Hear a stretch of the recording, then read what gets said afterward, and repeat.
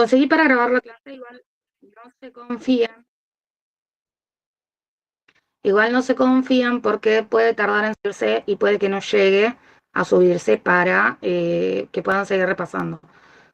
Sáquense las dudas ahora, así pueden seguir estudiando bien por su cuenta y están más orientados con respecto a lo que van a preparar para mañana. Es un oral, por ende, el examen generalmente dura más de 15 a 20 minutos, ¿sí?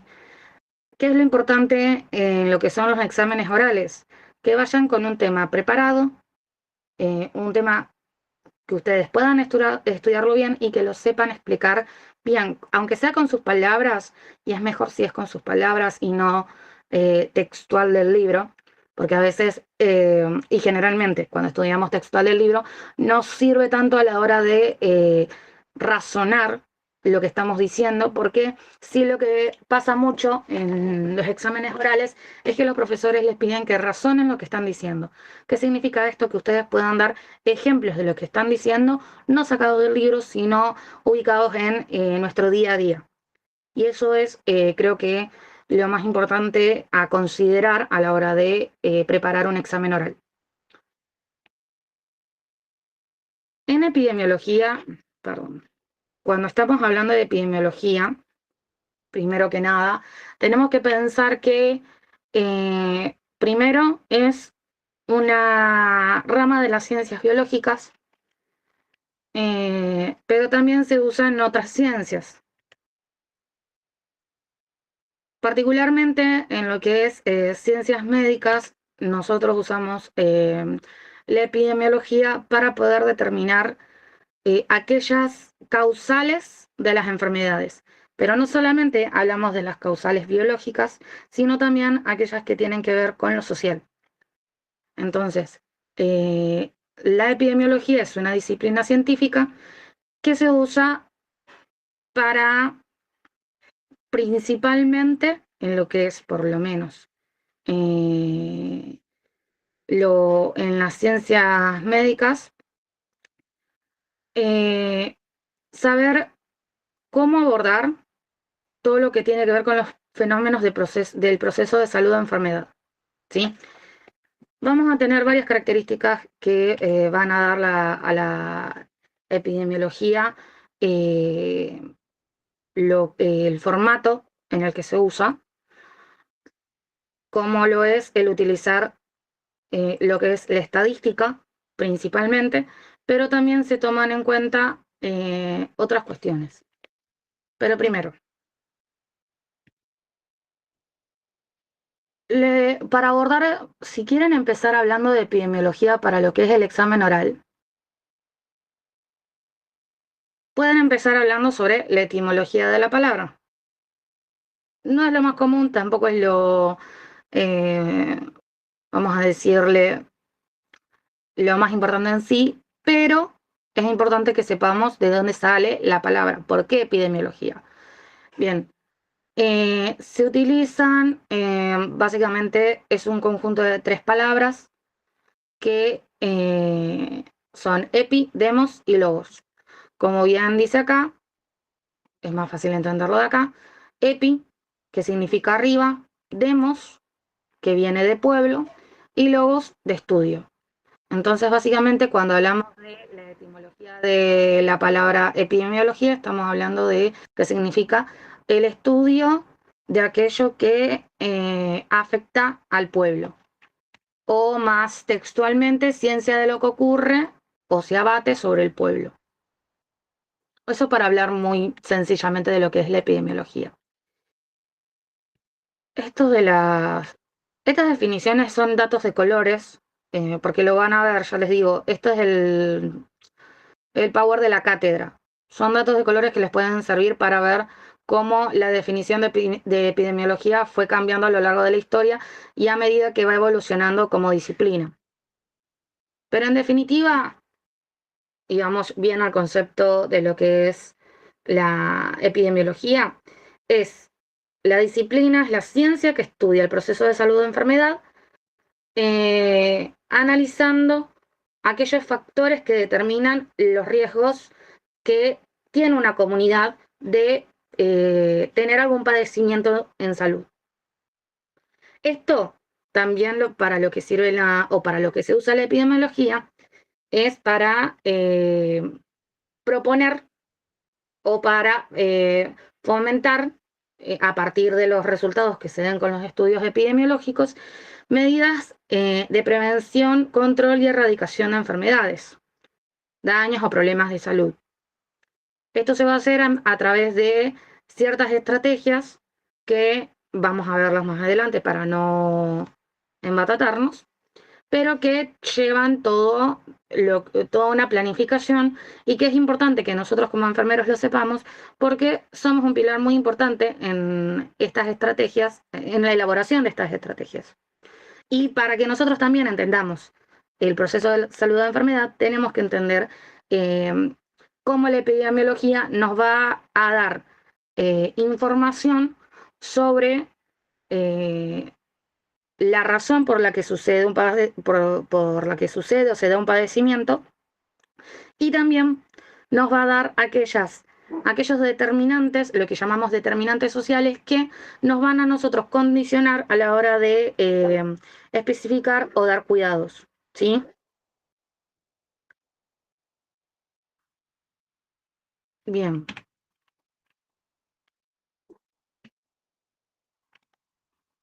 Como aspectos o características importantes, vamos, antes de eso, ¿qué no es la epidemiología? Esto también es importante porque cuando nosotros estamos dando el concepto de epidemiología, no podemos, o sea, es mejor no mencionar aquello que no es o saber qué no es para mencionarlo y decir qué no es.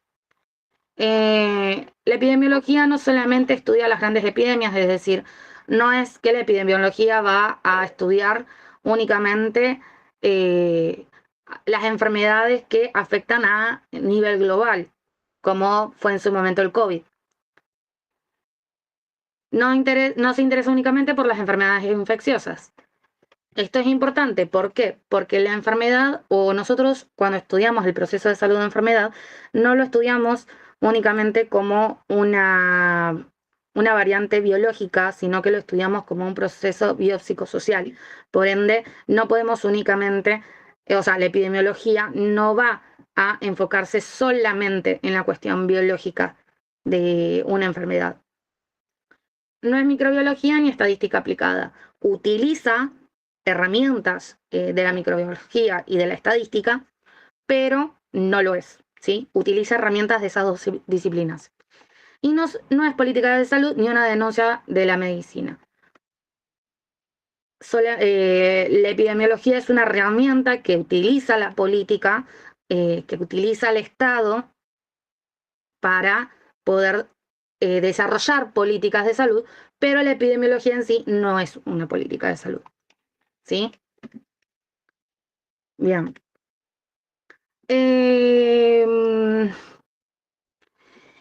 Los aspectos importantes de lo que es la epidemiología. Primero es básicamente el estudio de los procesos de salud de enfermedad en todo su aspecto, como nosotros lo estudiamos, como este proceso biopsicosocial. Estudia los estados particulares de ausencia de la salud bajo forma de enfermedades. ¿Qué significa esto?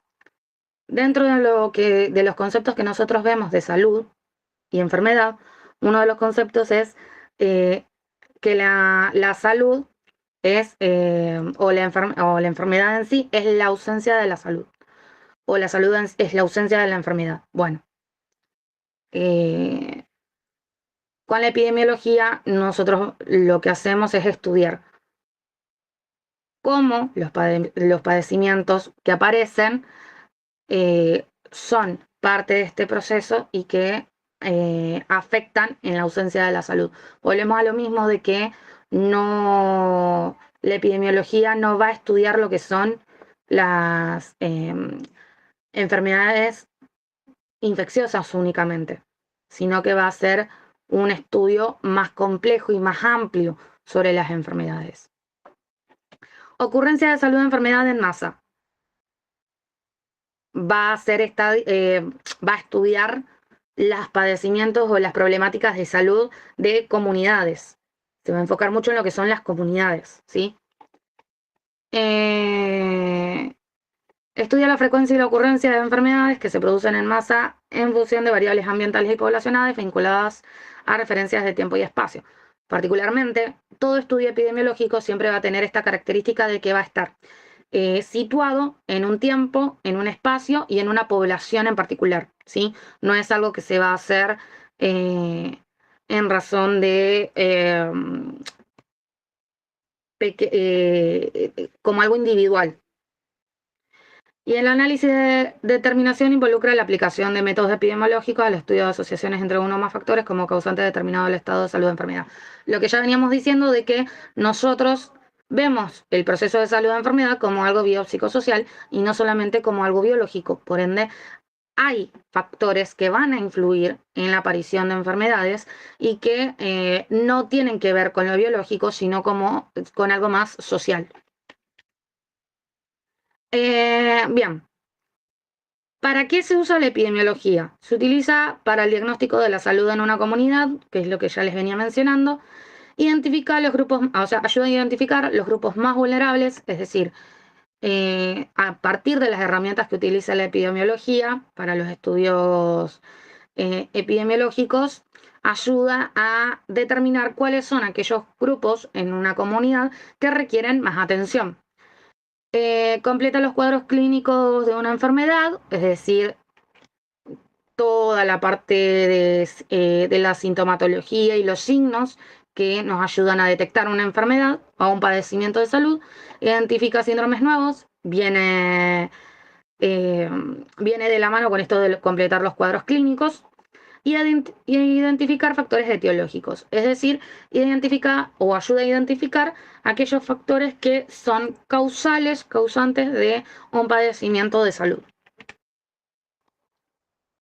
Bien, otro de los usos para los que se utiliza la epidemiología o los estudios epidemiológicos tienen que ver con esto de la vigilancia que se da cuando se empieza a tratar o a generar políticas de salud en una comunidad en relación a alguna enfermedad, como por ejemplo esto de la cuarentena durante el COVID.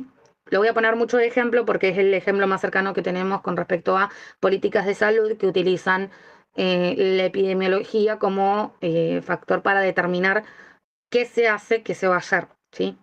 O qué funciona y qué no. Evaluar servicios, programas y tecnologías médicas ayudan todo lo que es el avance tecnológico y académico, científico, para poder desarrollar más y mejores estrategias de prevención, de promoción y de tratamientos y rehabilitación. Como instrumento de predicción a fin de establecer tendencias y proyecciones, viene a lo mismo de esto de reconocer cuáles son las problemáticas de salud o aquellos factores que pueden generar problemáticas de salud y que ayudan a predecir, hasta cierto punto proyectar, cuáles son aquellos padecimientos que van a llegar a afectar o que pueden llegar a afectar a una comunidad en algún momento específico, como puede ser, qué sé yo. Nosotros vivimos en Rosario, en donde en invierno, como es muy común en la mayoría de lugares, algunas de las enfermedades más comunes que tenemos, especialmente en pediátricos, son los broncoespasmos, las gripes y las neumonías. Bueno, ¿qué políticas de salud o cuál es la proyección según, por ejemplo, los niños vacunados, aquellos que tienen sus controles anuales o los controles que requieren según la edad con el médico, la población también, es decir, el contexto social en el que viven? Bueno, ¿cómo va a ser el aumento o el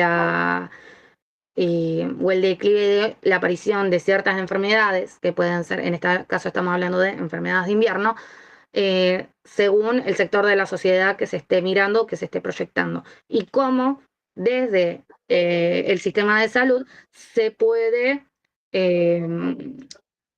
dar estrategias para minimizar la aparición de la enfermedad o, en su defecto, minimizar los efectos y las secuelas. Bueno, y esto viene de la mano con lo que ya venía, efectuar análisis de la situación de salud. Bien, esto. La distribución de los eventos en salud, las variables clásicas epidemiológicas, que es lo que les venía diciendo. Cuando hacemos un estudio epidemiológico, nosotros vamos a tener 3 variables que son las que nosotros nos va a determinar realmente aquello que estamos estudiando y las herramientas que nosotros necesitamos para hacer ese estudio, que son la persona, el lugar y el tiempo. Es decir, persona en quiénes voy a hacer el estudio, el lugar en dónde y el tiempo en qué fracción de tiempo lo vamos a hacer. Por ejemplo, yo quiero saber cuál es la incidencia en la ciudad de Rosario, en un barrio de la ciudad de Rosario, de broncoespasmos en niños que se hacen atender en un centro de salud en los meses de junio a agosto, que son las épocas de frío, ¿no? Bueno, eso va a ser ahí tengo mis variables y cuál es mi objetivo en cuanto al estudio.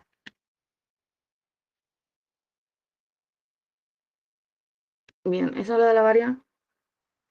¿Cuándo, dónde y en quién? Es algo muy particular que yo siempre digo cuando van a estudiar para un oral, hay preguntas que se tienen que responder para ustedes saber si entendieron el tema, que es qué es, cómo o dónde funciona, para qué se usa y cuándo.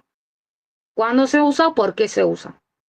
En este caso estamos hablando de que cuando, por ejemplo, si van a empezar hablando de qué es la epidemiología, primero tienen que decir, o sea, si van a empezar hablando de epidemiología como ciencia, perdón, tienen que empezar hablando de qué es la epidemiología. La epidemiología es una ciencia, es una disciplina. ¿Para qué se usa? Para determinar, o como herramienta, es una disciplina que nos ayuda a determinar las problemáticas de salud que existen en una comunidad. O lo que es el proceso de salud de enfermedad. En el estudio del proceso de salud de enfermedad. ¿Cuándo se utiliza? Cuando se quiere hacer un estudio con respecto a algún padecimiento. ¿En quiénes? En la población, siempre va a ser en poblaciones grandes, va a ser en masas. Y después, cómo se hace o cómo se usa, ya empezamos en esta parte que es con las variables clásicas de la epidemiología. Cómo utilizando las herramientas propias de la epidemiología, como son la estadística y sus variables, que son el tiempo, la persona y el lugar. ¿Se entiende hasta ahí esta parte? Si hay algo que no se entiende, me pueden parar, por favor, porque por ahí yo voy avanzando.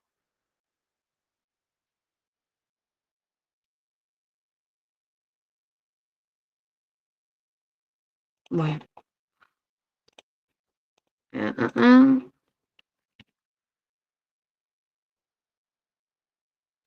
Bueno, cuando les preguntan de las variables clásicas, porque si ustedes van a estar hablando de epidemiología, van a hablar de variables clásicos. Tienen que hablar de tiempo, que es el tiempo de evolución o el momento en el que aparece un evento epidemiológico. El lugar es la ubicación geográfica, que es barrio, ciudad, hospital, domicilio, fábrica. Bien, es la ubicación geográfica. Y persona se refiere a qué comunidad va a estar dirigida el estudio, va a estar dirigido el estudio epidemiológico. ¿Qué es esto? Y que va a tener ciertas características, porque no es que vamos a estar hablando de una comunidad en general, sino que vamos a estar hablando quizás de una comunidad de un barrio específico, de una comunidad de un género en específico, de una edad en específico o de una, eh, ¿cómo es? De una, no me sale ahora la palabra, no de una edad, sino de una etapa etaria en específico, dígase niños, adolescentes, adultos jóvenes, adultos mayores, eh, comunidades con ciertos hábitos, ciertas costumbres, cierta cultura. Bien, eso es parte de la variable de persona y que en sí misma tiene variables que la van a condicionar en cuanto al estudio.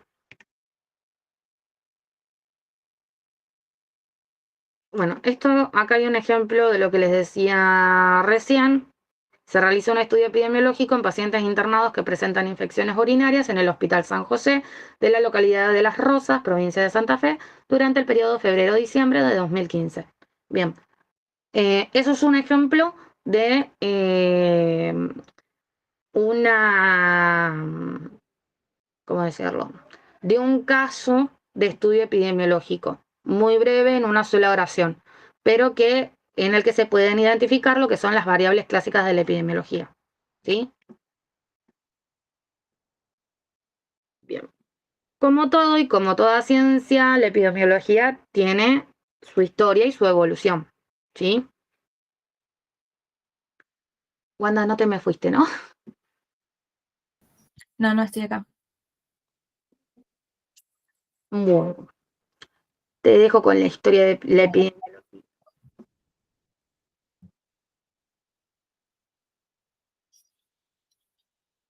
Bueno, la primera de las teorías es la teoría miasmática. ¿Me pasas de Power? Bueno, que en sí, en resumido y en criollo como para que lo entiendan y después ustedes a eso le van poniendo las palabras más técnicas, es que los miasmas son emanaciones fétidas de suelos y aguas impuras, que eso es la causante de la enfermedad. Las medidas de prevención que se tomaron en ese tiempo fueron inspiradas por la teoría contagionista, que decía que la enfermedad se pasaba de enfermos a sanos y que requería que estos, o sea, los sanos, estén lejos de los enfermos. Para controlar todo lo que supuestamente era esta enfermedad, las prácticas eran basadas en aislamientos de personas, puertos, ciudades enteras, a través de una cuarentena. Que esto trajo, como era toda la época de la burguesía y eso, trajo dos problemas muy importantes, que era uno teórico, que no tenía validez universal, ya que había gente que se enfermaba independientemente si estaba aislada o no, como también los mismos enfermeros médicos que estaban con los pacientes, había que no se enfermaban. Y después el político económico fue que por la cuarentena la burguesía y los liberales no lo aceptaban, ya que como estaba todo cerrado, se veía comprometida la expansión capitalista y perdían grandes cantidades de dinero. Después hablamos de Chadwin, que implementó un sistema de saneamiento para Londres, que la teoría miasmática tenía un antecedente, que la enfermedad estaba relacionada con el clima, que las enfermedades no solo eran producto de la naturaleza, sino que también producto por el hombre, a través de los miasmas. Por esto se crea la trigología de que los pobres, malos olores y las enfermedades se concentraban en los mismos lugares. Y por esto Chadwin implementó las reformas masivas que eran el saneamiento, el sistema de cloacas, de provisión de agua y de los drenajes. Y bueno, eso sería más o menos lo que sería la teoría miasmática. No sé, Mica, si querés agregar algo más.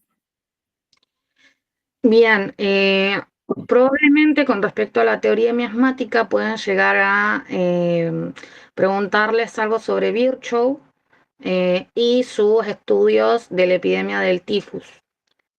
Y Virchow particularmente lo que hizo fue hacer un estudio y describió más que nada lo que son los aspectos sociológicos que se relacionan con la enfermedad y la aparición de la enfermedad y relaciona la enfermedad en sí con la pobreza, perdón, y con la situación social que existía en ese momento. Eh, que está acá, que tiene, él lo describe, es mucho más amplio, pero como para que ustedes tengan una vista más o menos de lo que hablaba Virchow con respecto a la pobreza y cómo incide en lo que da la enfermedad. Que habla de la democracia ilimitada, la reforma impositiva, la reforma agrícola, educación universal y el desarrollo industrial. Eh, Describe estos aspectos sociológicos de forma que eh, relaciona la aparición de la enfermedad con la pobreza y cómo con estos aspectos que él describe se puede mejorar eso. Después, no, esto ya es.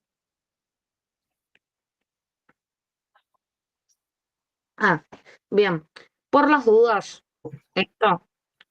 Chadwick dice que la enfermedad era la causa de la pobreza, mientras que Virchow y Engels lo que decían era que la pobreza era la causa de la enfermedad, ¿sí?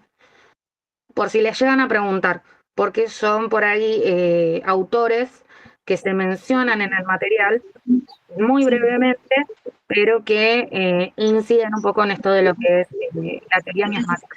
¿Sí? Bien, después viene la teoría.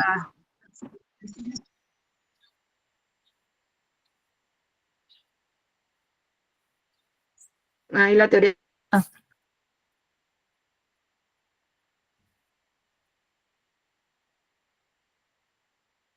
la modalidad del final es oral. Bueno, la siguiente teoría es la teoría del germen, que propone que los microorganismos son la causa de las enfermedades, básicamente, los patógenos, que causan las enfermedades infecciosas. Esta teoría se impulsó durante la expansión capitalista. Empezó por el descubrimiento del bacilo de Koch, que es el bacilo de la tuberculosis, y se llamó la era bacteriológica. La hipótesis que tenían era que cada enfermedad tiene una causa única y específica, que en este caso es un microorganismo. Para esta teoría se formuló la formulación clásica en sí de la teoría se conoce como los postulados de Koch, que dicen que el patógeno debe estar presente en los animales enfermos y ausente en los sanos. También que el agente debe ser cultivado en un cultivo axénico, puro y aislado del cuerpo animal. Y que el agente aislado debe provocar la enfermedad en un animal susceptible al ser inoculado. Básicamente resumido en eso. No sé, Mica, si tenés algo más. Bien, y con respecto a los aportes de la teoría del germen, lo que permitió fue más que nada el avance en cuanto a los estudios bacteriológicos y aquellas políticas relacionadas a la inmunización y a la higiene. Básicamente esto de generar estrategias de prevención a partir de la determinación de aquellos agentes patógenos que provocaban las enfermedades. Claro que estamos hablando de aquellas enfermedades que sí son infecciosas y se transmiten a través de gérmenes. bien hablamos que no todas las enfermedades están relacionadas con una bacteria, un virus o un germen. Bien. Em, a raíz, básicamente, esto es un poco hablar de historia, a raíz de esta expansión de la teoría del germen, aumentó también lo que es la aparición o el peso relativo de lo que son las enfermedades crónicas y degenerativas en aquellos que son considerados los países o eran considerados los países más desarrollados, eh, en contraposición a lo que eran las enfermedades infecciosas, por lo mismo de que se realizaban políticas de prevención para estas enfermedades infecciosas, pero no para las crónicas y degenerativas. Y claramente hubo un aumento en lo que es el avance tecnológico y nuevos tratamientos para lo que era el diagnóstico y el tratamiento en sí. Bueno, esto es un poco algunas de las enfermedades que eran la principal causa de muerte en los 1900 y del otro lado, o sea, a la derecha, tienen lo que eran a inicio de los 2000 hasta el 2012, que incluso hoy por hoy siguen siendo las del 2000 a 2012 algunas de las enfermedades prevalentes más comunes en ciertas franjas etarias.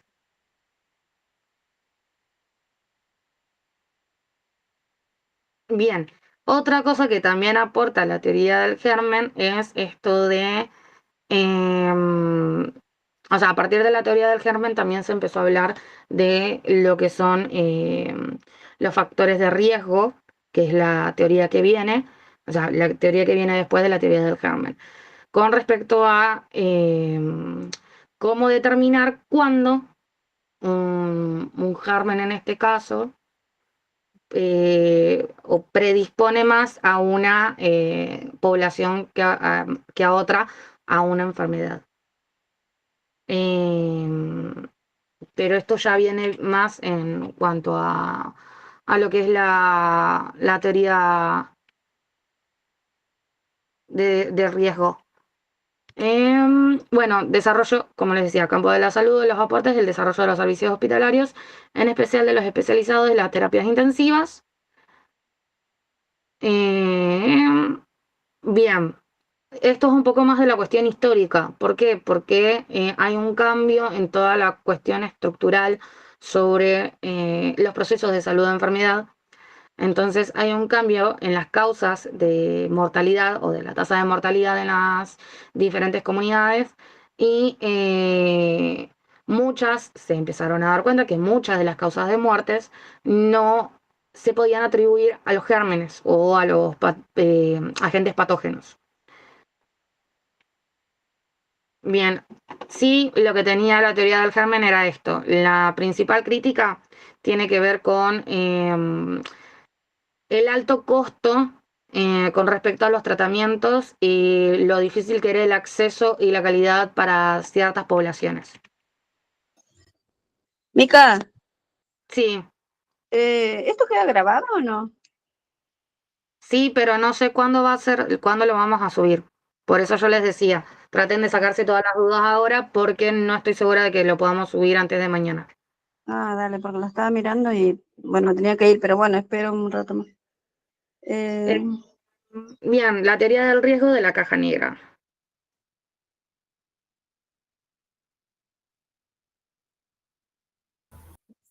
Bueno, esta última teoría básicamente se basa en estudios que se va a caracterizar en exponer a un grupo de personas a uno o más factores de los resultados de esta exposición en términos de morbilidad, mortalidad o de determinadas condiciones fisiológicas.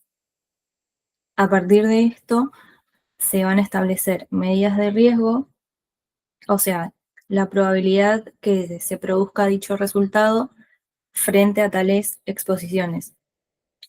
Se va a denominar a este tipo de epidemiología la epidemiología de la caja negra. O sea, básicamente se va a conocer la entrada al sistema y una salida, pero no los procesos intermedios entre la exposición y el resultado que va a haber.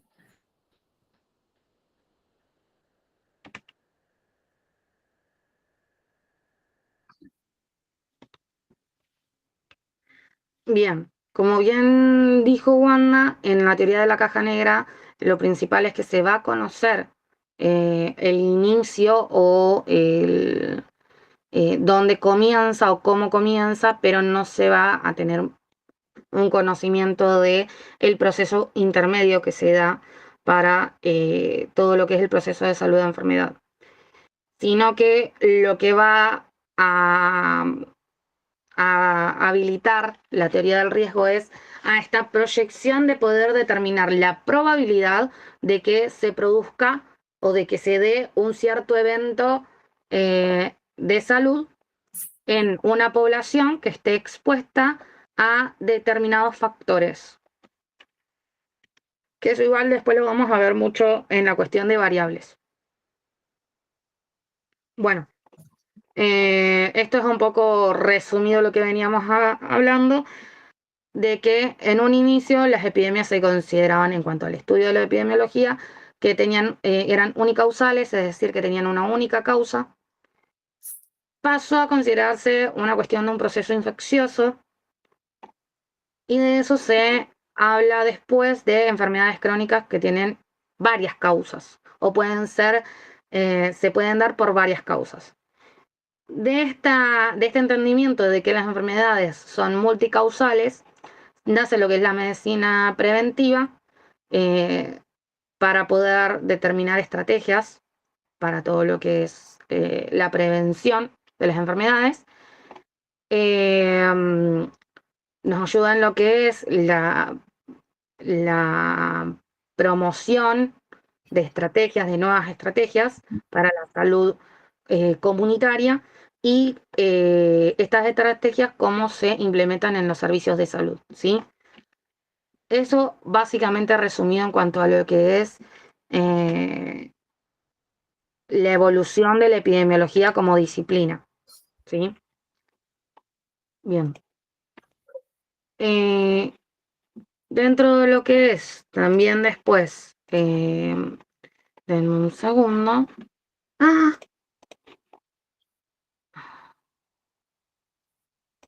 De todo esto que venimos hablando, ¿hay alguna duda?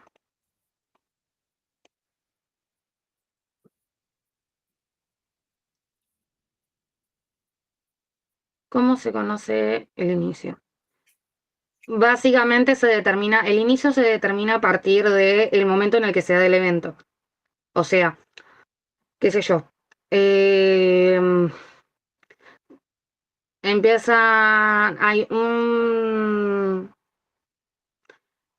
Vamos a algo que está pasando ahora en principalmente los niños. Esta enfermedad de boca, manos, pies. Bueno, sabemos que empieza porque hay un niño que se contagia por una u otra razón. Sabemos que está ese contagio. Bien, ¿cómo pasa ese único contagio o ese inicio, ese primer enfermo, ese primer huésped, y el proceso lo conocemos porque sabemos que el contagio es principalmente por contacto, pero cómo se expande, bueno, se va viendo a partir del estudio epidemiológico mismo. Y cómo, o sea, y eso a nosotros después nos permite saber cómo o poder determinar estrategias para poder evitar el contagio masivo. En terminología puede tomar ejemplo que es un huésped. Claro, o sea, todo lo que es de terminología te pueden preguntar qué es un huésped, qué es mortalidad, qué es virulencia, qué es patogenicidad. Pero conceptos muy breves, no se la vuelen tanto con eso. O sea, no quieran explayarse demasiado en esos conceptos porque son conceptos súper breves que en una única oración de 10 palabras, 15 como mucho, lo pueden explicar. Bien, cuando hablamos de epidemiología también estamos hablando de modelos epidemiológicos, que son aquellos modelos teóricos de lo que nosotros entendemos como el proceso de salud de enfermedad. Entonces, vamos a tener el modelo biomédico, el procesal, que es el de la historia natural de la enfermedad, el sistémico y el sociocultural, que va muy de la mano con el sistémico, ¿sí? Cuando hablamos del modelo biomédico, o como nosotros también lo llamamos, o como lo habrán visto en SEA, es el modelo médico hegemónico, entiende la enfermedad como una disfunción, perturbación o falla de adaptaciones mecanicistas. Es decir, va a tener un enfoque desde la patología y desde la clínica, pero va a ser meramente biologicista. Es decir, su enfoque para entender la enfermedad va a ser desde aquello que afecta al funcionamiento del sistema del cuerpo. Es decir, a qué órgano afecta o a qué tejidos y cuál va a ser la consecuencia que trae esta enfermedad o este proceso de salud de enfermedad.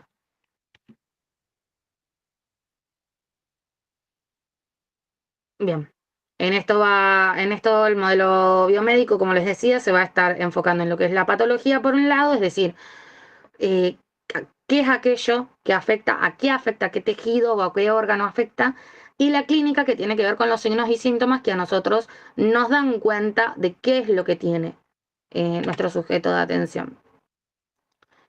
Bien, ¿qué dice el modelo biomédico? Va a ver, o va a clasificar las enfermedades según enfermedades infecciosas, enfermedades no infecciosas, que eso tiene que ver con si son enfermedades que aparecen por causa de un virus, un germen, una bacteria, o si aparecen a causa de alguna falla en el funcionamiento propio de los tejidos y órganos del cuerpo. Y desde la clínica los clasifica en agudas y crónicas, que tiene que ver en la aparición o el tiempo en el que se dan los síntomas y signos. Es decir, las agudas son aquellas enfermedades, o se consideran así aquellas enfermedades que cuando aparecen son repentinas y no tienen un tiempo de duración demasiado largo. Las crónicas, por otro lado, son aquellas enfermedades que aparecen en un momento, pero se mantienen, es decir, son enfermedades que van a acompañar a la persona probablemente a lo largo de su vida, como por ejemplo puede ser una diabetes mellitus tipo 1. Eso ya es una enfermedad crónica, por ejemplo. Para que se entienda bien a qué hablamos de qué hablamos cuando hablamos de enfermedades crónicas y agudas. Un ejemplo de una enfermedad aguda puede ser una insuficiencia renal aguda, como bien dice la palabra, que es una insuficiencia renal que puede aparecer por una u otra razón que genera una falla en el sistema, en los riñones, pero con tratamiento y demás, esa disfunción desaparece y empieza a funcionar de forma normal otra vez. Bien, esto es lo que yo les hablaba con respecto a diferentes conceptos que les pueden llegar a preguntar, que tiene que ver con, desde el modelo biomédico, lo que llamamos enfermedades infecciosas, que son aquellas enfermedades que tienen como base de su aparición un germen, un agente patógeno, que puede ser un germen, una bacteria, un virus, pero que aparte están principalmente asociadas a lo que es la pobreza y las desigualdades sociales. Ahí estamos hablando de lo que es la causalidad social, que en el modelo biomédico por lo general no tiene mucha incidencia, pero de todas maneras se ve como un factor de riesgo. También, cuando hablamos de las enfermedades infecciosas, hablamos de la erradicación de el agente de la patología, pero también esto es medio complejo porque ya estamos hablando un poco más de de los condicionantes, de los factores de riesgo, porque hablamos también de erradicar las desigualdades sociales. Pero con respecto a las características de los agentes, tenemos que hablar de conceptos como infectividad, patogenicidad, virulencia e inmunogenicidad. Quiero ver una cosa con respecto a...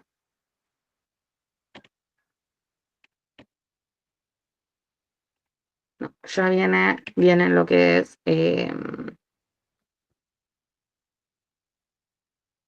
la historia natural de la enfermedad. Pero en fin, estos son los ejemplos que yo o sea, los conceptos que yo les decía que les pueden llegar a preguntar cuando cuando estén hablando, por ejemplo, de modelos epidemiológicos, los modelos teóricos epidemiológicos. Con estos conceptos, háganse un cuadrito de cada uno de estos 4 conceptos y resúmanlo en 10 palabras máximo, porque en 10 palabras máximo lo pueden resumir. Y les va a ser más fácil a ustedes también después acordarse qué significa cada uno.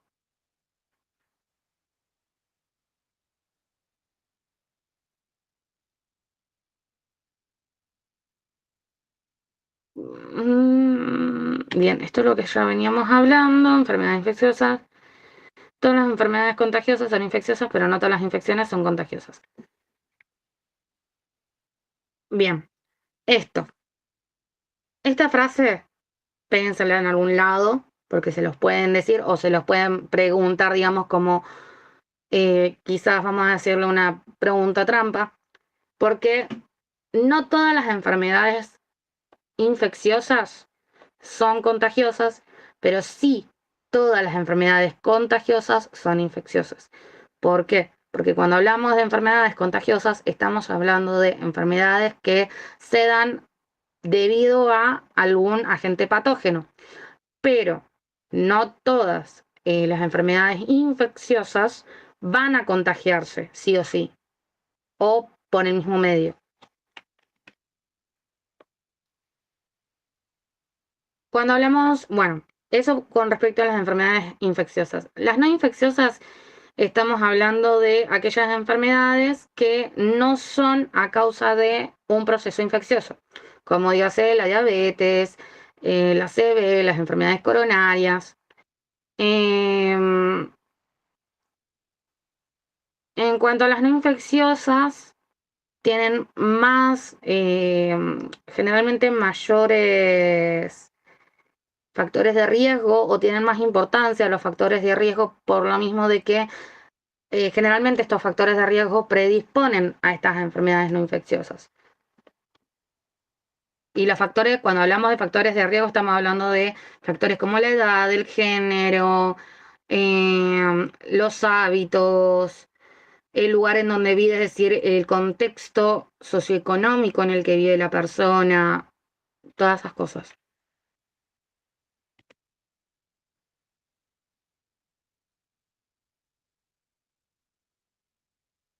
Bien. Bueno, acá ahí tienen un ejemplo con respecto a cuando hablamos de diferentes enfermedades, sobre la etiología, es decir, sobre la aparición, es decir, el tiempo en el que duran, cuáles son ejemplos de enfermedades infecciosas, y según también si son agudas o crónicas, que generalmente tienen que ver con el por qué, o sea, con el tipo de enfermedad que son. Y las no infecciosas también tienen que ver con, o sea, el agente causal. En el caso de las no infecciosas, volvemos a lo mismo, no son generadas por agentes patógenos, es decir, por lo que hablamos de cuando hablamos de virus, bacterias o microorganismos en sí. Bien, cuando hablamos de lo que es la historia natural de la enfermedad o del modelo procesal, estamos hablando de un modelo que determina o que plantea que la enfermedad tiene una historia y que tiene un inicio y tiene un fin. Y que el proceso de salud de enfermedad se da en razón de ese inicio y ese fin. Bien. Denme un segundo.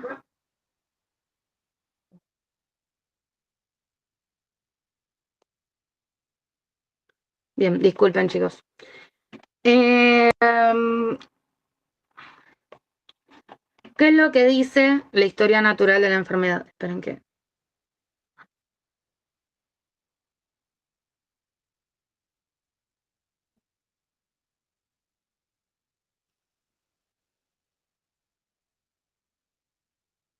Bien, acá, esta estaba buscando.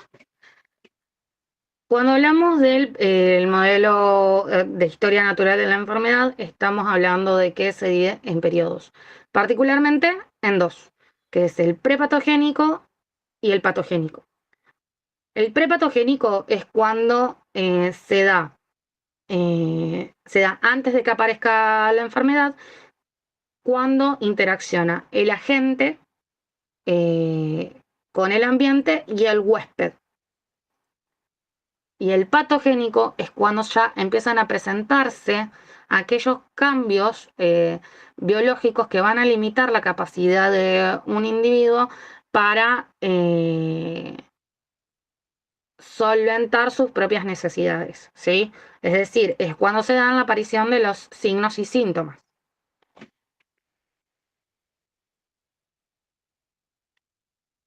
Que acá lo vemos. Tenemos el periodo prepatogénico, donde tenemos aparte, cuando hablamos también, bueno, esto también lo van a ver en lo que es los niveles de prevención, lo vamos a ver en un ratito.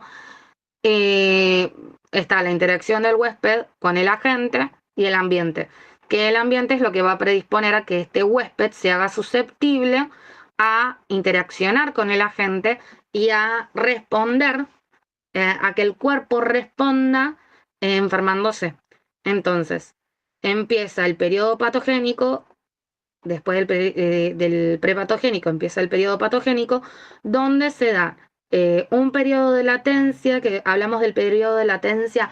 ¿Vieron cuando dicen, por ejemplo, cuando estaba el COVID, que generalmente decían que los síntomas aparecían aproximadamente entre 1 y 2 semanas después de que se tenía contacto con una persona infectada? Bueno, ese sería el periodo de latencia.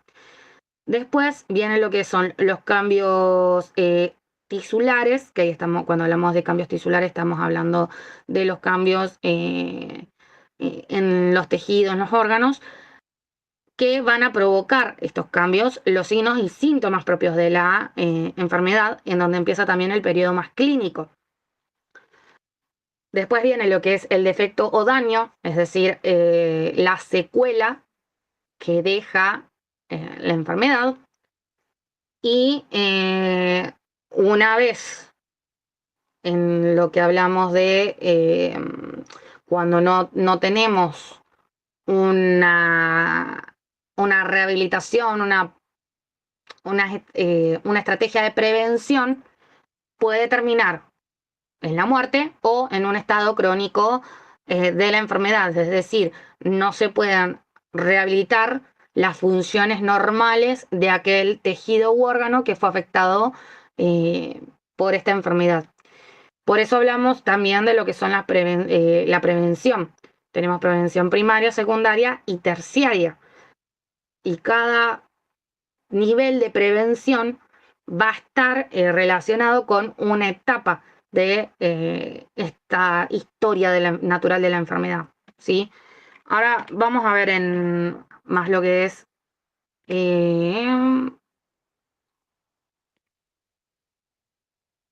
bien, esto es lo que les estaba explicando. Bien, lo que les estaba diciendo con respecto a cómo la historia natural de la enfermedad o cómo este modelo nos va a ayudar a determinar las estrategias y fomenta el darle la importancia que requiere a los niveles de prevención, a las medidas de prevención que se pueden tener para poder evitar una enfermedad o, dado el caso de que aparezca, de que se pueda llevar las secuelas de esa enfermedad al mínimo posible. Por eso tenemos lo que es la prevención primaria o el primer nivel de prevención, en donde lo que se van a establecer son estrategias para evitar que aparezca la enfermedad. Entre esas cosas, por ejemplo, entre esas estrategias, como ejemplo, tenemos las campañas de vacunación, los programas de vacunación, los diferentes programas de salud que el Estado fomenta y establece para poder evitar la aparición de diferentes enfermedades. Un ejemplo de, ¿cómo es que se llama? Un ejemplo de lo que es una medida de salud es la educación sexual integral. Eso es una medida de prevención.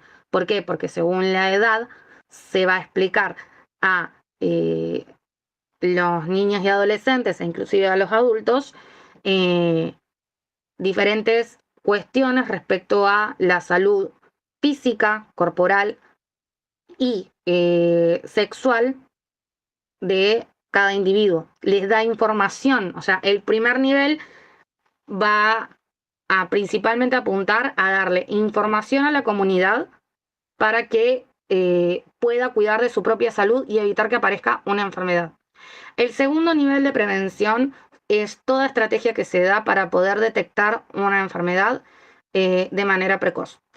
¿Eso qué significa? Que se pueda detectar lo más rápido posible antes de que aparezcan los signos y síntomas, o en el caso de que ya estén, antes de que estos signos y síntomas generen secuelas irreversibles.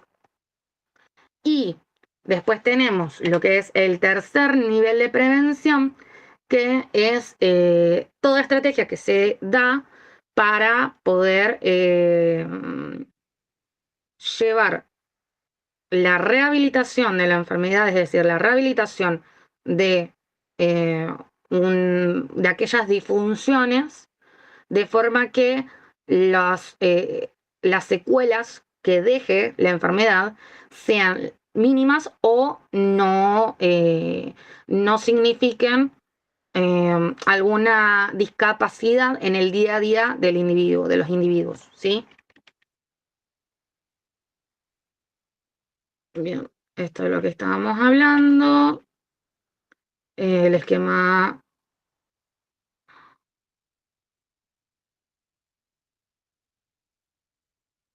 Bueno, niveles de prevención.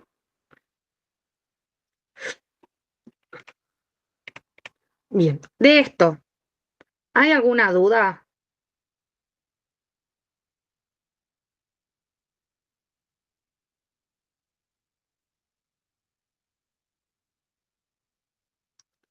Bien, con esto de conceptos subclínicos y clínicos, no se la vuelen porque todavía no lo van a estar viendo. No hace falta sí entender esto de el periodo clínico, o sea, de entender la diferencia entre lo clínico y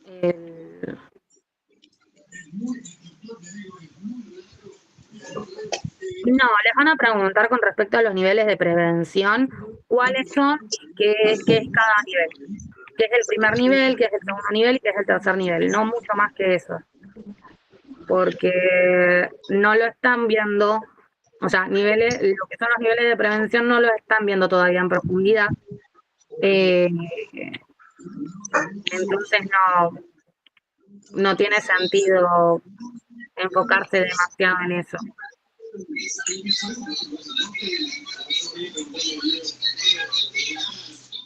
Bien. Acá no De vimos esto, niveles de prevención. ¿cómo? Que acá no vimos tanto los niveles de prevención, igual ya lo vimos en tecnología, sí, en tecnología. No, sí, por eso, o sea, no les van a preguntar tanto. A lo sumo les preguntarán cuáles son los niveles de prevención y qué sería o en qué etapa de la historia natural de la enfermedad está cada nivel de prevención. El primer nivel está en la etapa prepatogénica, el nivel 2 y el nivel 3 en la patogénica. No mucho más que eso.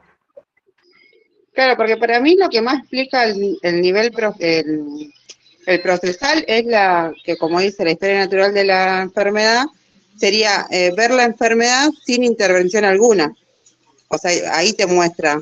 Después lo puedes relacionar con las características que tiene epidemiología, que habla de estudio de salud enfermedad, de lo determinante y esas cosas, pero no tanto con los niveles.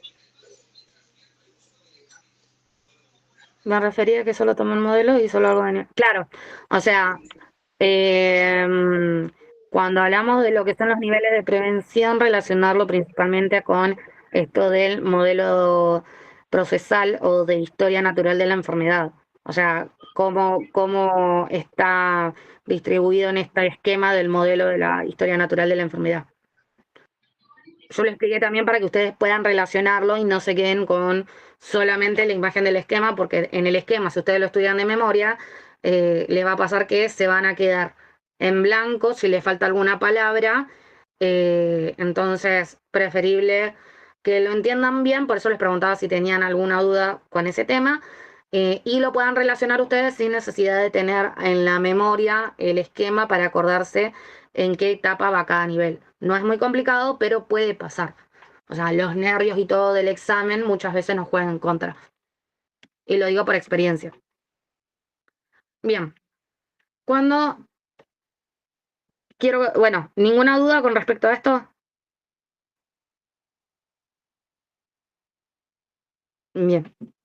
Cuando hablamos de la cadena epidemiológica, estamos hablando de todos aquellos elementos que van a ser los partícipes de que aparezca una enfermedad o de que se transmita una enfermedad, ¿sí?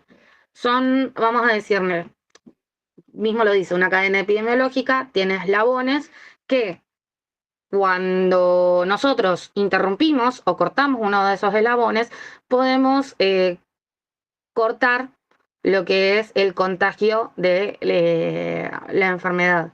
En palabras simples y criollas, como diríamos con Ada. Los eslabones de la cadena epidemiológica son el agente causal, el reservorio, la puerta de salida, el modo de transmisión, la puerta de entrada y la susceptibilidad del huésped. Claramente, en una primera instancia vamos a tener la puerta de entrada. ¿Qué significa la puerta de entrada?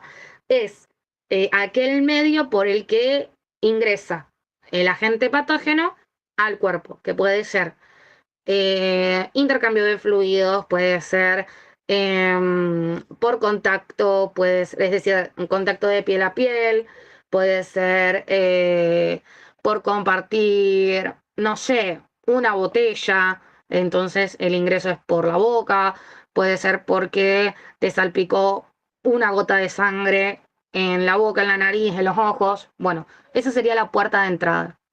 Después tenemos la susceptibilidad del huésped, que tiene que ver con cómo el sistema inmune de ese huésped está, cómo reacciona a la presencia de un agente externo al cuerpo. Después tenemos el agente causal, que es el agente patógeno en sí mismo, y el reservorio, que tiene que ver con cómo las condiciones externas e internas propias del huésped van a fomentar que se dé un crecimiento de este agente causal cuando estamos hablando principalmente de infecciones, y la enfermedad termina generando la etapa patogénica en la enfermedad, de lo que es la enfermedad. La puerta de salida tiene que ver con básicamente esto de por dónde sale el agente patógeno para contagiar a otro huésped. Es lo mismo, o sea, en ese sentido, la puerta de entrada y la puerta de salida suelen ser muy similares o las mismas.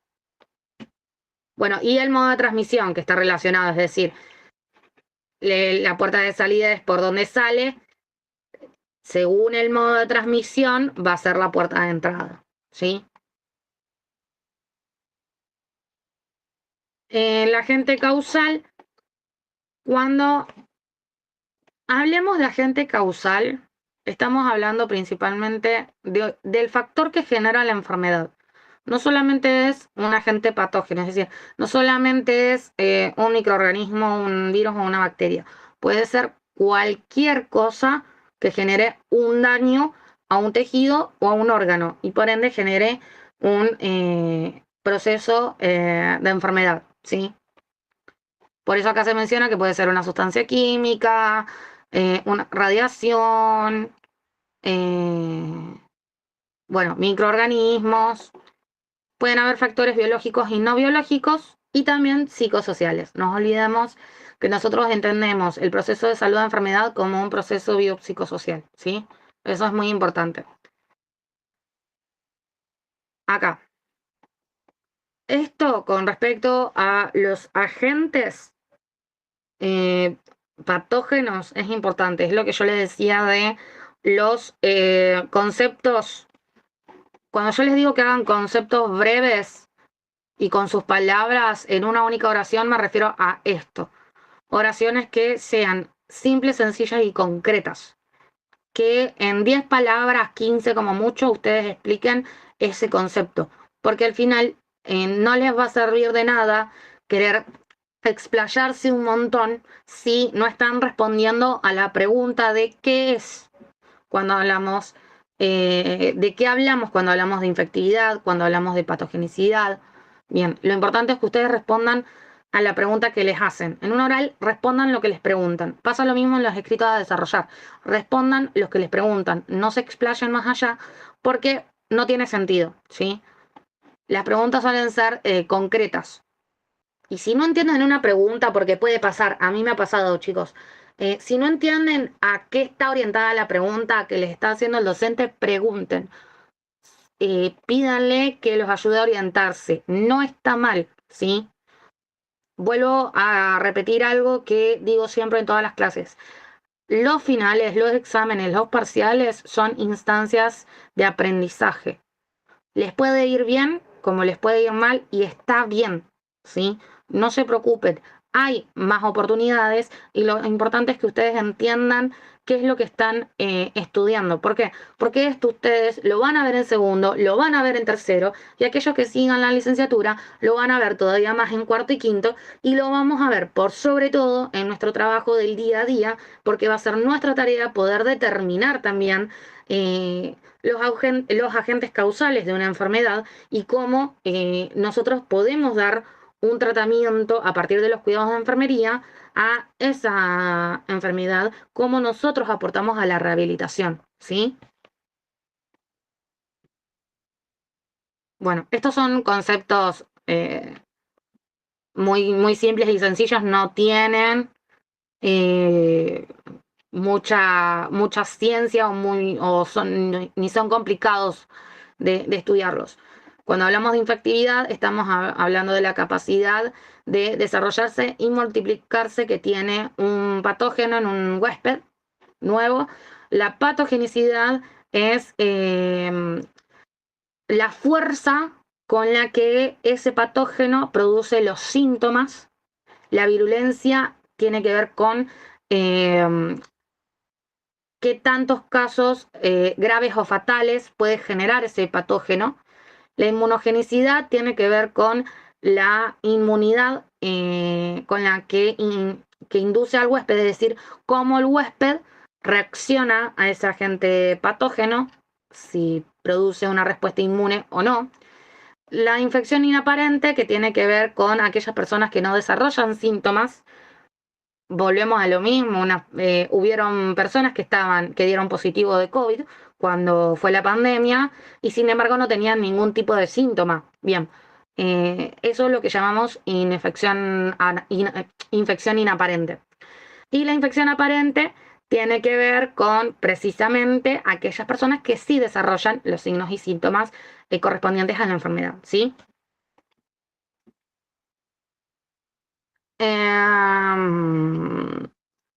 Bien, el reservorio es el hábitat, vamos a decirle, el contexto en el que el agente que genera una enfermedad se multiplica y crece y que depende de ese lugar o de ese hábitat para poder sobrevivir, ¿sí?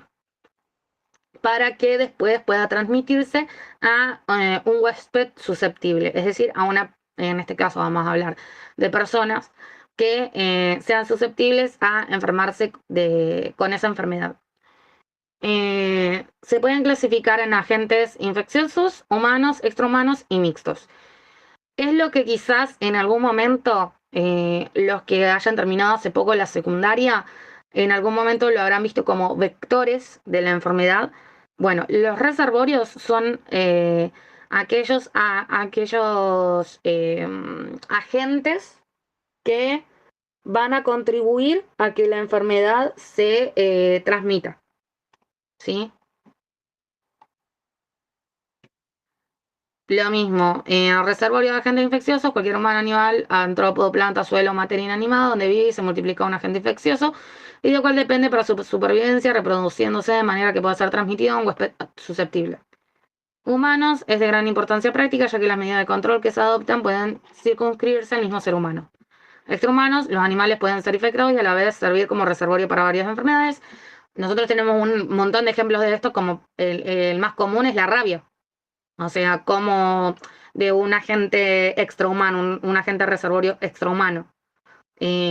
Cuando un animal, un perro, un gato, un murciélago están infectados con rabia, con el virus de la rabia, bueno, y muerden a un ser humano, son un agente, o sea, funcionan como un reservorio y después como un vector que transmite la enfermedad. Y los mixtos son humanos y animales. ¿Qué es un portador? Es un agente o animal infectado que alberga un agente infeccioso específico de una enfermedad sin presentar síntomas o signos clínicos de este y constituye una fuente potencial de infección para el ser humano. Bien, esto es lo que nosotros llamamos también vectores. Ustedes lo van a hablar más que nada como portador.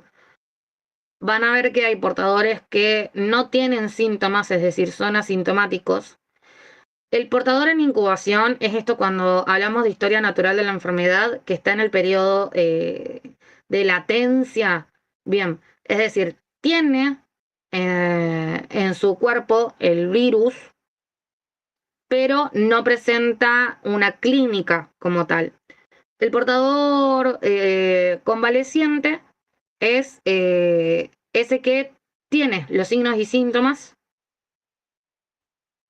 El portador transitorio es aquel que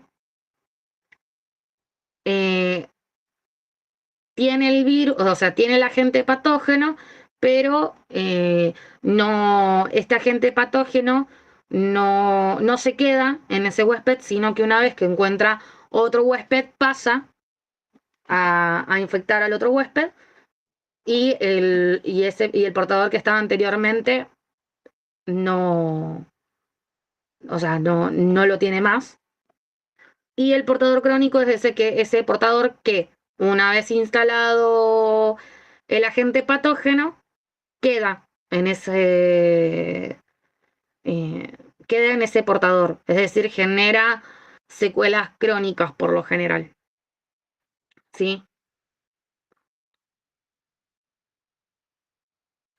La puerta de salida del agente es el sitio del reservorio por el cual salen al medio ambiente y los agentes causales de las enfermedades transmisibles. Respiratorias, genitourinarias, piel y placentarias son las puertas de salida. que es lo que hablábamos cuando yo les decía los modos de, o sea, los modos de transmisión de la enfermedad. Básicamente es eso. Bueno, esto es lo que ya les venía, ya se los repetí un montón, igual se los voy a pasar a esto. O sea, lo que es incubación, latencia y transmisibilidad. Eso ya lo veníamos hablando. Bueno, los modos de transmisión, que es cómo se contagia una enfermedad, que pueden ser directa e indirecta, mediante vehículos inanimados, es decir, al contacto con cualquier objeto inanimado, por intermedio de un vector y a través del aire.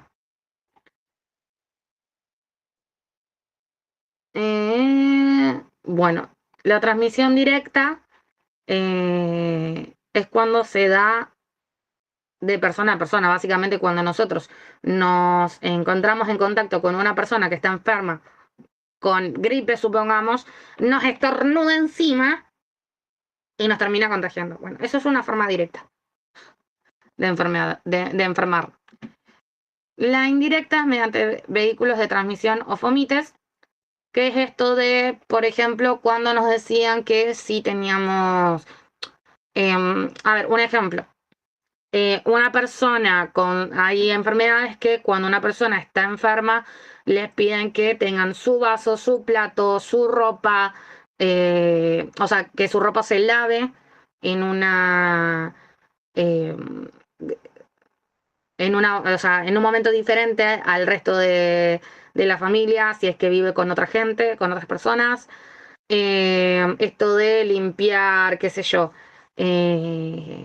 limpiar con antisépticos, perdón, antisépticos no, con desinfectantes, las superficies, por ejemplo, o cuando ¿cómo es que se llama? Durante pandemia siempre subían ciertos, subían algunas personas y tiraban desinfectantes en los asientos, las cosas de los colectivos y todo, que era en sí eso era una forma de transmisión del COVID. El vector puede ser mecánico o biológico y a través del aire, bueno, puede ser a través de eh, lo que nosotros lo vemos como gotas de flush, cuando vemos tipos de aislamiento. Bueno, es decir, cuando te tosen en la cara, cuando te estornudan. El medio de transmisión directo, para que sea más entendible por cómo lo mencioné antes, tiene, por ejemplo, puede ser a través de una mordida de un animal a una persona, por ejemplo.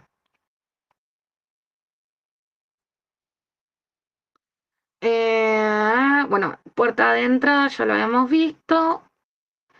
Huésped se define al individuo animal vivo que en circunstancias naturales permite la subsistencia o el alojamiento de un agente infeccioso.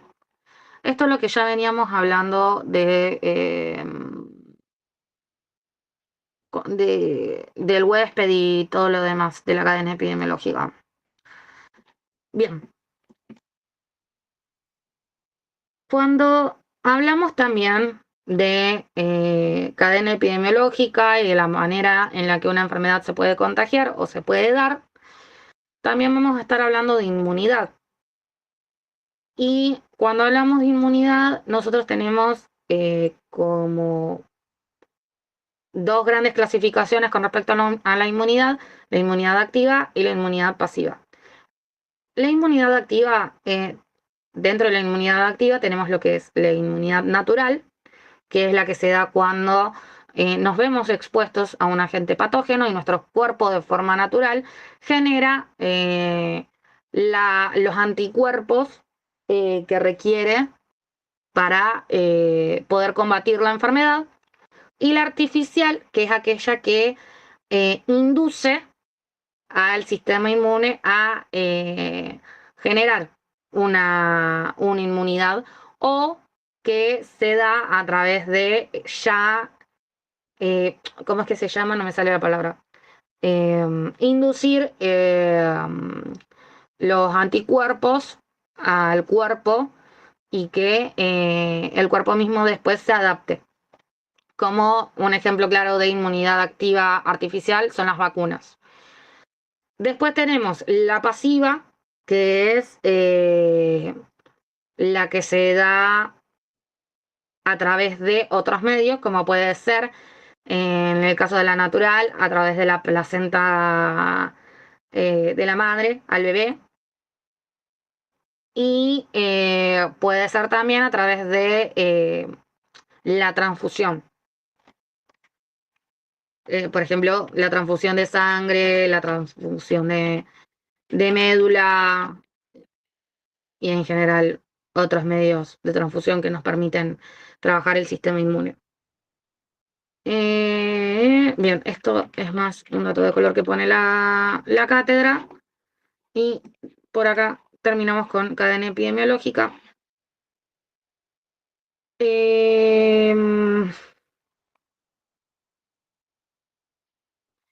Sí, esto. Algo que yo les voy a aconsejar cuando estén dando bien todo lo que es... No, este no.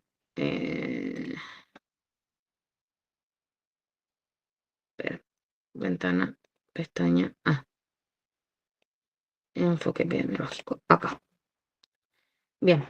Algo, y esto es cortito, así que vamos a darlo rápido porque también esto ya lo estuvimos hablando, que tiene que ver con el enfoque epidemiológico de riesgo, que tiene que ver principal con esto, tiene que ver más que nada con esto de poder determinar cuáles son aquellos factores o aquellos condicionantes que a nosotros nos van a decir que una comunidad o un tipo de población en particular va a ser más susceptible a padecer alguna enfermedad. Entonces, ¿qué es lo que nos va a permitir esto del enfoque de riesgo? Poder determinar cuáles son las prioridades en el sistema de salud para poder definir las estrategias y herramientas que vamos a utilizar y cómo se van a distribuir estas herramientas y estrategias según las necesidades que tenga cada población en particular, ¿sí? Por eso el enfoque de riesgo no es igualitario, sí es equitativo, que no es lo mismo. Bien, vulnerabilidad especial en la salud o en la enfermedad, que tiene que ver con esto del enfoque de riesgo. ¿Por qué? El enfoque de riesgo, cuando nosotros hablamos de factores de riesgo, estamos hablando de aquellos factores biológicos, sociales, estructurales, sociales, económicos y culturales que van a predisponer a una población a padecer de ciertos tipos de enfermedades o padecimientos en salud, ¿sí? Nosotros tenemos que tener muy en cuenta esto porque también entender estos factores de riesgo nos ayudan a poder determinar cómo nosotros vamos a dar nuestros cuidados de enfermería y cómo vamos a enfocar también los cuidados que va a requerir cada individuo. ¿Por qué? Porque no todos los individuos que nosotros vamos a atender van a tener el mismo contexto, ni histórico, ni social, ni económico, ni cultural. Entonces, vamos a tener condicionantes en cuanto a cómo vamos a poder proceder según esos factores y esos determinantes, ¿sí? El riesgo es una medida que refleja la probabilidad de que se produzca un hecho o un daño a la salud, es lo que les estaba diciendo. Una probabilidad es una medida de algo incierto, y cuando la probabilidad es conocida y se trata de una dolencia, enfermedad, accidente o muerte que pueden ser evitados, reducidos si se emprenden acciones antes de que aquellos acontezcan, se habla de utilización del enfoque de riesgo con fines preventivos. El enfoque de riesgo es muy importante para la prevención, ¿sí? Esto era lo que yo quería resaltar.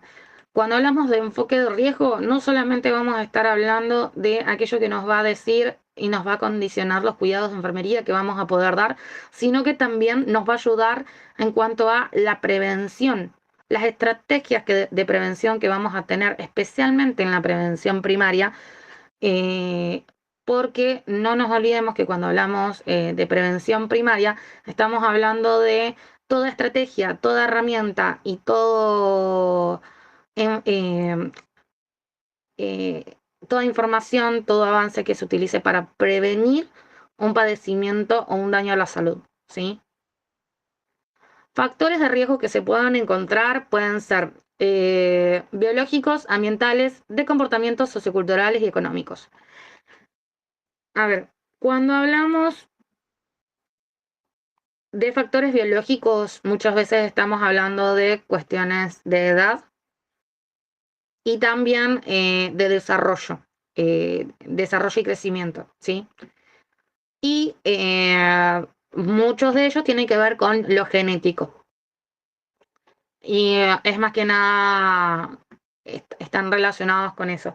Los ambientales están relacionados con el contexto, el ámbito geográfico en el que está una población o en el que se desarrolla un individuo,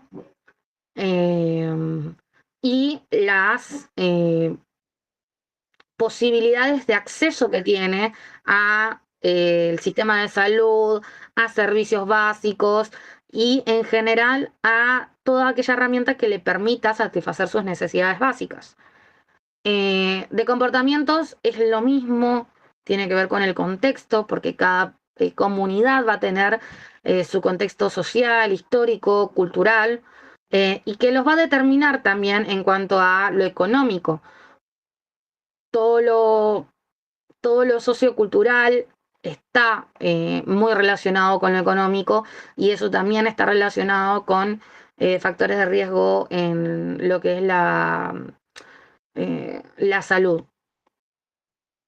Porque, vamos, como siempre, si estamos en una comunidad en donde el contexto económico es de clase media-baja, claramente vamos a tener factores como el hacinamiento, la falta de trabajo, por ende la falta de comida nutritiva, por ende vamos a tener, por ejemplo, padecimientos como bajo peso al nacer o desnutrición infantil, la falta de servicios, que eso también puede generar la aparición de otros padecimientos.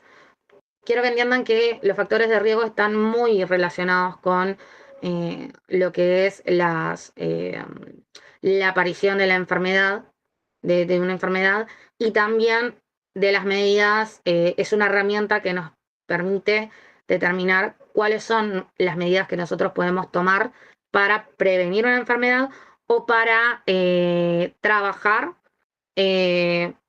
medidas de prevención y herramientas de tratamiento y rehabilitación, ¿sí? Y de diagnóstico precoz. Bueno, factores de riesgo vamos a tener factores modificables y factores no modificables. Dentro de los factores modificables tenemos a todo aquello que tiene que ver con los hábitos, que puede ser, por ejemplo, esto de fumar, beber, o sea, bebidas alcohólicas, hábitos alimenticios, hábitos de actividad física. Bien, esos son factores de riesgo modificables. Mientras que los factores no modificables están relacionados con la genética, la edad y todo aquello que realmente no dependen del individuo en cuanto a que aparezca o no una enfermedad o un padecimiento de salud, ¿sí? Bien, dentro de lo que son los riesgos tenemos una forma de medirlo, que es el riesgo absoluto o la incidencia del riesgo, el riesgo relativo y el riesgo atribuible. ¿Qué hablamos cuando hablamos de un riesgo absoluto? De la probabilidad real de la aparición de una enfermedad, ¿sí? ¿Qué significa esto? ¿Cuál es la probabilidad concisa y realista de que se pueda dar un evento de salud, ya sea una enfermedad, un accidente, la muerte? Bien, eso es el riesgo absoluto. Cuando hablamos del riesgo relativo, estamos hablando más de la frecuencia con la que se puede llegar a dar un evento, ¿sí? No la probabilidad, sino la frecuencia con la que se da o con la que se puede llegar a dar. Mientras que el riesgo atribuible es aquella medida que nos va a servir a nosotros para poder mostrar cómo un factor modificable incide o tiene incidencia en esto de la aparición de los eventos en salud. ¿Sí? Cómo modificar estos factores modificables va a ayudar a que disminuya. Eso es básicamente lo que es el riesgo atribuible. Hasta acá, factores de riesgo, ¿se entendió? Lo último que tenemos es lo de las variables. Y ya me pueden preguntar bien dudas concretas que tengan o cosas que no se hayan dado, no se hayan entendido. Bien. Vamos con variables y si hay algún tema que quieran que retome, me lo dicen. De variables no creo que les pidan bien, o sea, que hagan las cuentas, pero sí, ¿qué es una variable y su clasificación? Cuando hablamos de variables estamos hablando de entidades abstractas porque nosotros les vamos a dar un valor, ya sea cualitativo o cuantitativo, es decir, ya sea que le demos un valor de cualidad o numérico, esa es una entidad abstracta porque se lo damos nosotros a ese valor, ¿sí? Bueno, que adquiere distintos valores haciendo referencia a una cualidad, propiedad o característica de personas o objetos en estudio, y que varía de un sujeto a otro o en un mismo sujeto en diferentes momentos, siendo dicha variación susceptible a medirse. La variable es una entidad abstracta a la que nosotros le ponemos un valor, que puede ser una característica que hace referencia a una cualidad, a una propiedad o a una característica de una persona u objetos que se están estudiando, ¿sí? Las variables se van a clasificar según la función, su naturaleza y su nivel de medición. Que todo esto está relacionado, ¿sí? Según su función van a ser dependientes, independientes o intervinientes. Las intervinientes ni se la huelen porque las que más vamos a usar nosotros son las independientes y las dependientes, ¿sí? Con respecto al tipo de naturaleza, cuantitativas y cualitativas, que a su vez van a tener variables continuas y discontinuas, simples y complejas. Y según el nivel de medición vamos a tener en las cuantitativas el intervalo y la razón, y de las cualitativas la nominal y la ordinal, ¿sí? Nómbrenlo, no se la vuelen con respecto a las variables. Nómbrenlos, sí, cuando estén hablando de la clasificación, digan según su función, según su naturaleza y según su nivel de medición, cuáles son, pero después váyanse por otro lado, porque es bastante amplio este tema. Y lo van a ver mucho el año que viene en Saber 2, los que estén en primero. Y los que estén en segundo lo van a ver, lo van a volver a dar en metodología de la investigación. Según su función o relación de dependencia, van a tener las variables dependientes y las independientes. Esto tiene que ver con cómo influye una variable en la incidencia o cómo va a afectar una variable sobre otra. Un ejemplo, cómo afecta la edad en el peso que tiene que tener un niño. O sea, ¿vieron cuando hablamos ay, pero ustedes no lo vieron? No dije nada.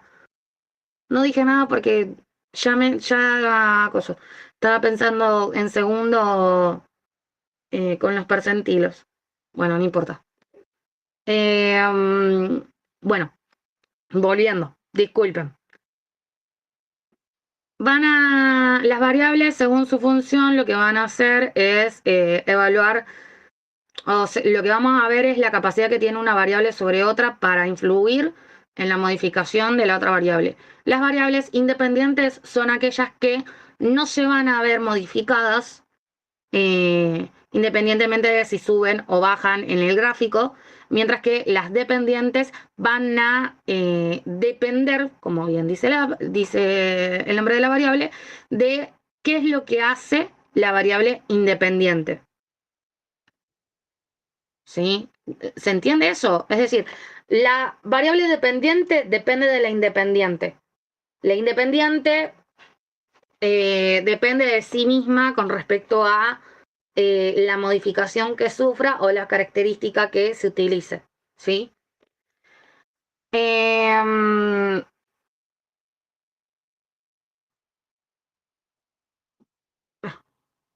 Bien, acá se estaba cosa. Bueno, acá, bien, un ejemplo. La relación entre el hábito de fumar y tener cáncer de pulmón. En este caso, fumar va a ser la variable independiente y el cáncer sería la variable dependiente. ¿Por qué? Porque está por la relación que se está estableciendo. ¿Cómo? En este caso sería cuál es la relación que existe entre el hábito de fumar y la incidencia del cáncer de pulmón. ¿Sí? Es decir, si una persona no fuma, va a tener menos probabilidades de padecer de cáncer de pulmón que una persona que sí fuma. Ese sería básicamente el ejemplo. Bueno, este es otro ejemplo. Bien, según su tipo o naturaleza, son cuantitativas y cualitativas. Las cuantitativas son aquellas que pueden tener un valor numérico o que pueden tener una unidad de medida específica. Generalmente un valor numérico es lo más común que vamos a ver en las cuantitativas, mientras que las cualitativas van a obtener un valor de cualidad.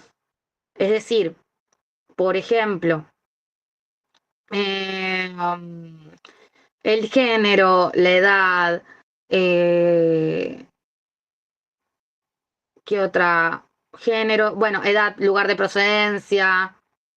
Esos son variables cualitativas para que se entienda. Bueno, según el nivel de medición vamos a tener lo que es el intervalo de la razón, nominal y ordinal, que se van a aplicar, en el caso del intervalo y la razón, a las variables cuantitativas y la nominal y la ordinal a las cualitativas, a las variables cualitativas. No se vayan tanto por esto. Yo diría que ténganlo como un concepto bien ahí como por si se los preguntan, pero más que nada la clasificación, porque si no es mucho y lo más importante con respecto, por lo menos a EPI, va a ser la parte más conceptual que vimos primero, que tiene que ver con la epidemiología como ciencia, como disciplina, la cadena epidemiológica, los modelos teóricos, las teorías de la enfermedad. Yo les voy a pasar de todas maneras este Power para que lo tengan por si quieren verlo y tener conceptos bien chiquititos y simples como para poder explicarlos. ¿Sí? Si es que se los preguntan y si lo quieren tener para saberlo. Porque es, de nuevo, un examen oral. Bien. Ahora, algo que no, de lo que no subieron un Power la cátedra, sino que tienen los textos, es sobre los textos que tienen que ver con la construcción de la salud mental en hombres y mujeres. Particularmente cuando hablamos de este texto, lo que más se habla es según el género, cómo se construye la salud física y mental a partir de la estructura del género. Eso lo vieron en subjetividad con respecto a el género como una construcción social, pero también el género determina o sea, es un factor que determina también las condiciones en las que una persona va a vivir y cuáles son eh, aquellos, aquellos padecimientos que van a ser más frecuentes en uno u otro género. ¿Por qué? Porque también cuando hablamos de género vamos a estar hablando de violencia estructural, en donde vamos a hablar de una forma de violencia que no es visible y que está sostenida por lo que son las instituciones, las normas sociales, los mandatos culturales, las políticas propias que una sociedad tiene y las desigualdades económicas. Bien sabemos que no que existe una desigualdad económica entre hombres y mujeres y que muchas veces es bastante marcada. No va a depender no va a depender de una cuestión individual o de un único agresor, sino que está establecido como parte de lo que es el orden social y de cómo los diferentes grupos se vinculan, ¿sí? Esto tiene que ver con cuestiones como el acceso a la educación, que estamos hablando, vuelvo a lo mismo, acá estamos hablando de factores de riesgo y el género es un factor de riesgo. Entonces, vamos a ver cómo la violencia estructural va a generar diferencias en cuanto a cómo se construye la salud, más que nada mental, en hombres y mujeres, esta diferencia que se da.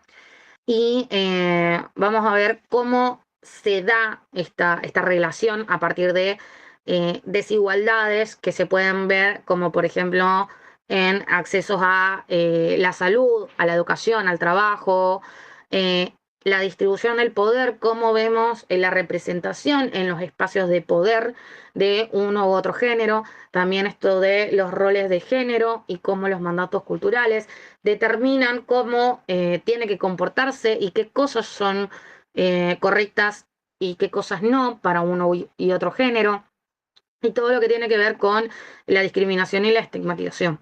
Cómo esto lo vamos a ver reflejado también en lo que es la salud física y mental, por ejemplo, en mujeres. Bueno, las mujeres van a estar, esto yo lo estoy hablando desde el texto que está en el material, ¿sí? Lo vamos a ver muy, muy frecuente o más visible en cómo las mujeres están expuestas a una mayor probabilidad de violencia doméstica. También va a haber una mayor prevalencia en lo que son dolores crónicos, los trastornos ginecológicos, los embarazos no deseados también. En cuanto a lo que es la salud mental, la carga la carga de ansiedad y el estrés crónico que suelen cargar las mujeres, principalmente aquellas que cumplen tareas de cuidado, porque eh, se, como tenemos como mandato social esta idea de que las mujeres son las que se tienen que encargar de cuidar a los hijos, al marido y a la casa, por ejemplo. Eh, la cuestión de las jornadas laborales, que muchas veces las mujeres tienen que trabajar más horas por lo mal remunerado que es.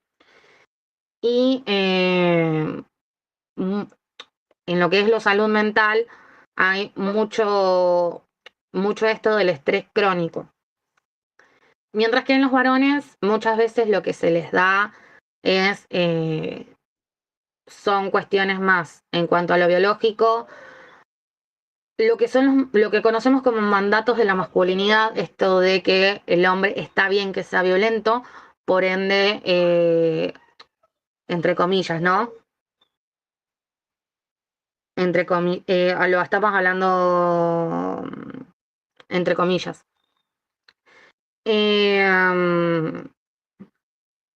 Como les decía, es decir, o sea, van a estar más expuestos a lo que es la violencia física, al consumo problemático, tienen una mayor causa de mortalidad por cuestiones externas como peleas o accidentes.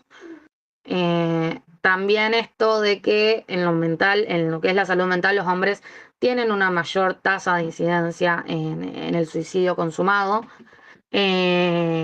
y tienen una mayor tendencia a resolver los malestares, vamos a decirlo, psicosociales con conductas de riesgo, ¿sí? Principalmente con respecto a esto, lo importante es que los padecimientos en cuanto a las diferencias de género no son una cuestión biológica, sino una construcción social, y que esta diferencia que se hace, esta violencia estructural que se da, genera condiciones de vida diferentes que predisponen a cada género a riesgos diferentes con respecto a la salud, ¿sí? Y es algo histórico esto, no es algo que se da nada más ahora, se dio desde siempre. Bien, dirá que explique pirámide poblacional. Puede ser, igual la pirámide poblacional, o sea, no es algo muy complicado. Em,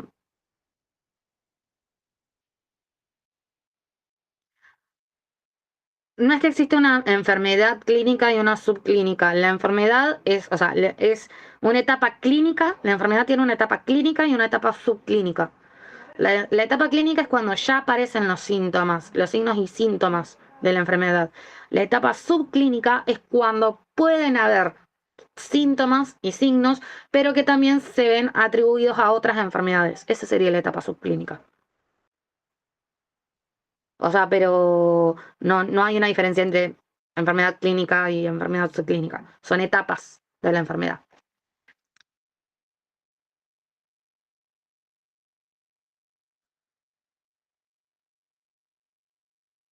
Y con respecto, a ver,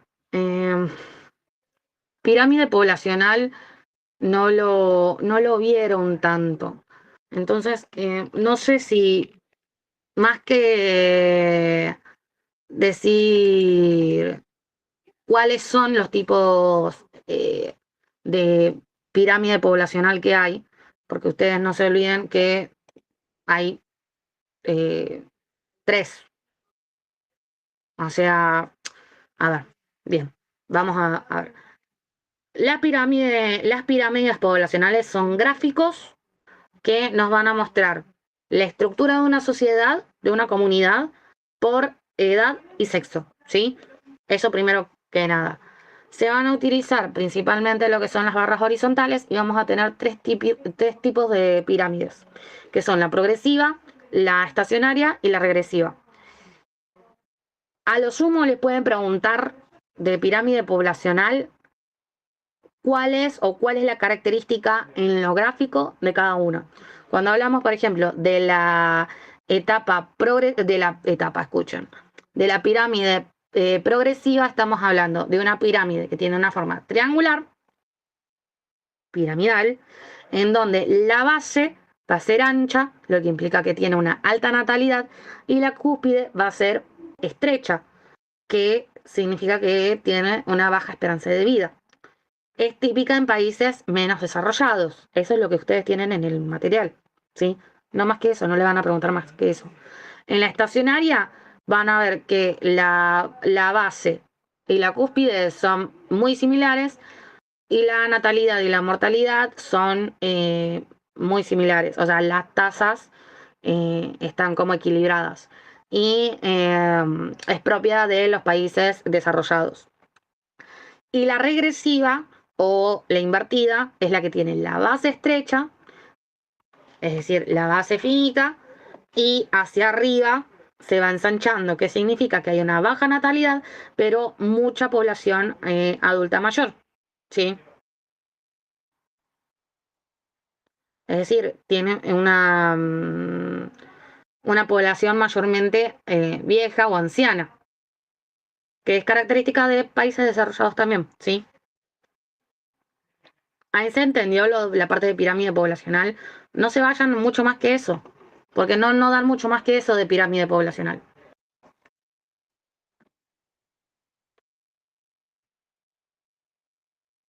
¿Alguna otra duda?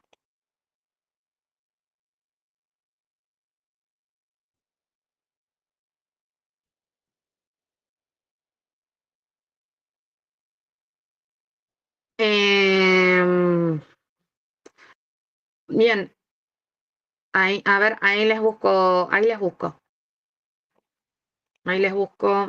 una imagen de pirámide poblacional, así se las muestro.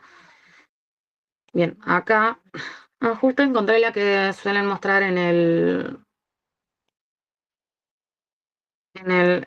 material. A ver, dejen que les comparto página, si lo ven. Compartir.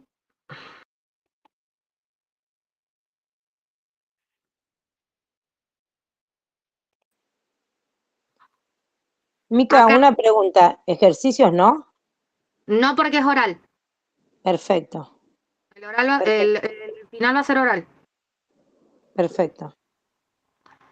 Bien, acá están las 3 tipos de pirámides. La progresiva, base ancha y cima pequeña, típico de los países menos desarrollados con población joven. La pirámide regresiva, de base más estrecha que el centro y cima relativamente ancha. Es la propia de los países más ricos con población envejecida. Y en las pirámides equilibradas, cuando existe una desproporción tanto en lo que respecta a la composición según el sexo como en lo que respecta a las edades. En algunos casos el desequilibrio se explica por fenómenos migratorios, en otros por fenómenos históricos que han afectado de forma importante a la población representada. Un ejemplo típico es las guerras en las que se produce una sobremortalidad masculina muy importante. Y está la estacionaria, que acá no está, pero básicamente es cuando todas las barritas se ven más o menos iguales. A ver si consigo una estacionaria.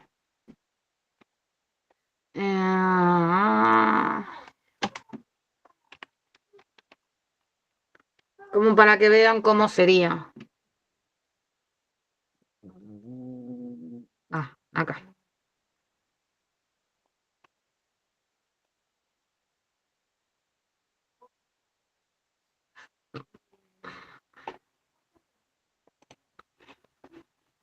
Y a ver, denme un segundo que se me...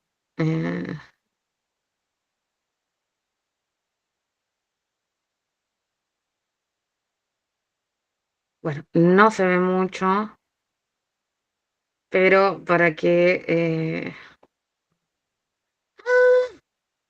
Bueno, esta que se ve acá, que la ven, deberían verla más o menos como que están todas las barritas casi que a la misma altura. Esa sería una pirámide estacionaria.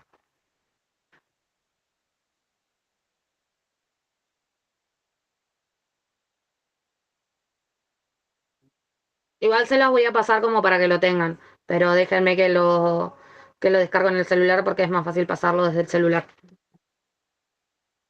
Pero en fin. ¿Se entendió? Sí, tengo una duda. Viste que Sí. nos citaron, a la mayoría nos citaron a las 14 horas. Sí. Y es oral. ¿Cuánto será que dura cada? Por lo general, los profesores tratan de que no dure más de 15 a 20 minutos por estudiante, pero depende del docente. Hay docentes que están 15, 20 minutos con cada estudiante y hay docentes que te tienen 30, 45 minutos fácil. Sí, pero el asunto es que somos un montón.